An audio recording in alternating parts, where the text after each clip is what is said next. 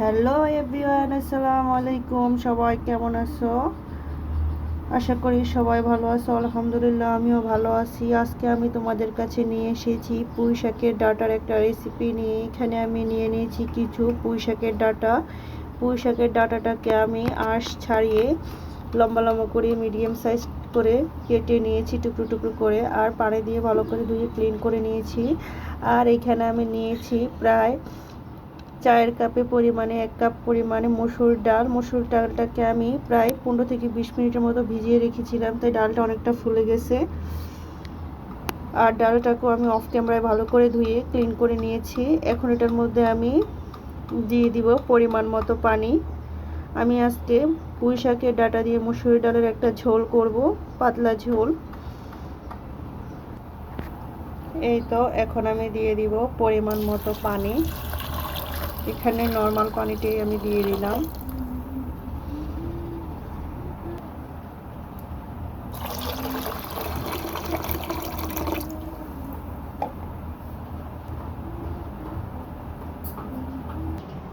এই তো এখন আমি পাতিলটাকে চুলাতে বসিয়ে দিলাম।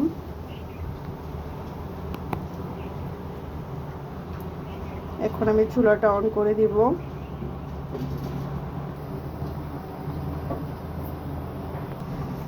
আর পাতিলটাকে একটা ঢাকনা দিয়ে ঢেকে দিব।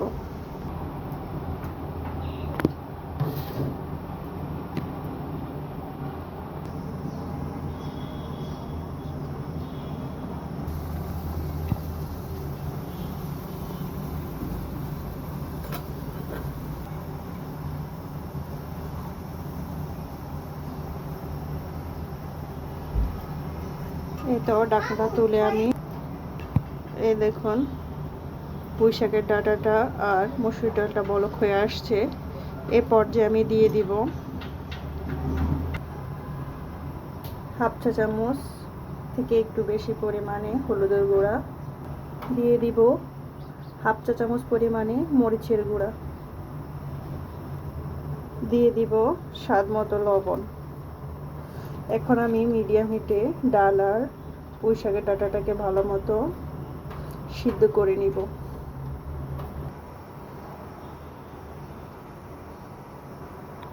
এই তো প্রায় 16 থেকে 17 মিনিট রান্না করে নেওয়ার পরে আমার ডালটা আর পুঁই শাকের ডাঁটাটা অনেকটা সিদ্ধ হয়ে গেছে। এই পর্যায়ে আমি দিয়ে দিব মিডিয়াম সাইজের একটা টমেটো কিউব করে কেটে দিয়েছি, দিয়ে দিব একটা পেঁয়াজ কুচি আর কাঁচামরিচ কুচি।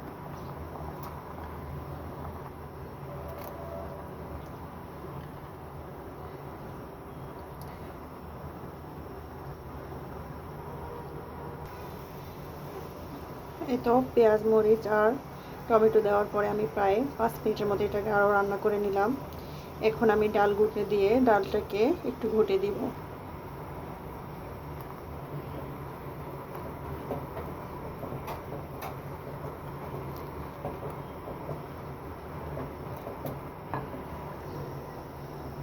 এই তো ডাল ঘুটনি দিয়ে আমি ভালো করে ঘুটে নিলাম। এখন আমি আর 2 মিনিটের মতো এটাকে রান্না করব। এই তো ডালটাকে আমি চুলা থেকে নামিয়ে নিলাম। এখন আমি চুলাতে একটা ফ্রাই প্যান বসিয়ে দিলাম। ফ্রাই প্যানটা গরম হয়ে আসলে আমি দিয়ে দিব রেগুলার রান্নার তেল। তেলটাকে একটু ভালোভাবে গরম করে নিব। তেলটা গরম হয়ে আসলে আমি এখানে দিয়ে দিব 2টা শুকনো মরিচ। শুকনো মরিচটাকে হালকা একটু ভেজে নিব। শুকনো মরিচটা একটু ভাজা হয়ে আসলে আমি দিয়ে দিব মিডিয়াম সাইজের একটা রসুন কুচি। রসুন কুচিটাকে আমি ব্রাউন কালার করে ভেজে নিব। এই তো রসুন কুচিটা ভাজা হয়ে আসছে।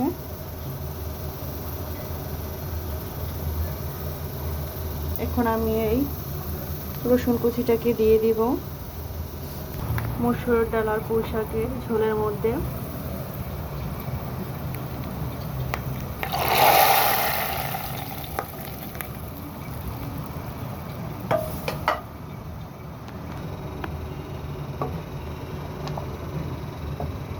এই তো রসুন ফোড়নটা দেওয়ার পরে এখন আমি ডালটাকে আবার একটু চুলাতে বসিয়ে দিলাম।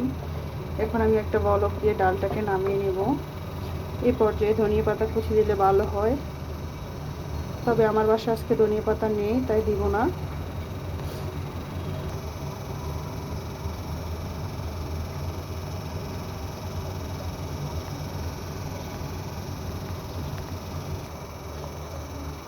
এই পর্যায়ে আমি চুলাটা বন্ধ করে দিব।